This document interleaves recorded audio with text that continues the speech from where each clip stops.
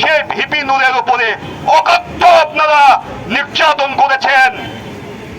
এই ভিপি নূর আজকে আইসিইউ জীবন মৃত্যু সন্ধিগণে তারা ভুগছে। এটার দায় কে নিবে? এটার দায় রাষ্ট্রকেই নিতে হবে। এটার দায় ডক্টর ইউনূস আপনার সরকারকেই নিতে হবে। আপনি পুরোপুরি ব্যর্থ। জনগণ আপনার আর এই চেহারা দেখতে চায় না, আর জনগণ থেকে আপনার মুখের এই কথা শুনতে চায় না। আমরা যেটা করতে চেয়েছিলাম সেটা করতে পারি নাই। অনেক ভালো কিছু করতে চেয়েছিলাম, হয়তো কিছু ভালো হয়েছে, কিছু খারাপ হয়েছে। আমরা নিয়মিত শিখছি। আমি আবারও আপনাকে স্পষ্ট করে বলে দিতে চাই, ক্ষমতার চেয়ার কোনো শেখার জায়গা না।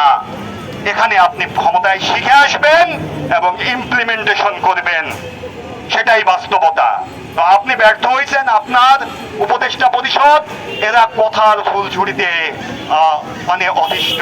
এরা এক একজন এক এক কথা বলে, একজনের কথার সাথে আর একজনের কথার আমরা কোনো মিল দেখতে পাই না, যা বড়ই হাস্যকর। তো এই পরিস্থিতিতে আপনাদের যতটুকু মান সম্মান আছে এতটুকু নিয়ে আপনারা অতি দ্রুত আপনি আদম ব্যবসার একটি লাইসেন্স নিলেন এবং আপনি কি করলেন 2032 সাল পর্যন্ত গ্রামীণ ব্যাংকের সকল ভ্যাট ট্যাক্স আপনি মওকুফ করে দিলেন। ইদানিং আবার আপনি দেখি অত্যন্ত গুরুত্ব দেন যে ভ্যাট ট্যাক্স দেওয়ার জন্য, ভ্যাট ট্যাক্স না দিলে রাষ্ট্র চলে না। এটাই আবার আপনার এজেন্ডা, আপনার মাধ্যমে এনবিআর বোঝাচ্ছে। এটা বড়ই হাস্যকর হয়ে গেল না? আপনারটা মাপ আর জনগণেরটা দেখা যাচ্ছে যে আপনাকে দিয়ে আপনাকে চালাইতে হবে। আপনি কি এমন হইলেন সেটা আমরা বুঝতে পারলাম না।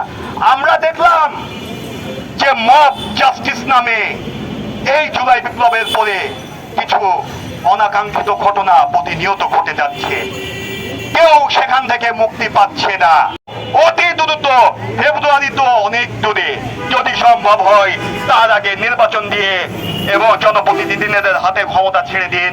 জনপ্রতিনিধি পরবর্তীতে এই 18 কোটি জনতার ভাগ্যেও নির্ধারণ করবে, আপনারা নয়, আপনাদের মতো কোনো এক্সিকিউটিভ সরকার নয়।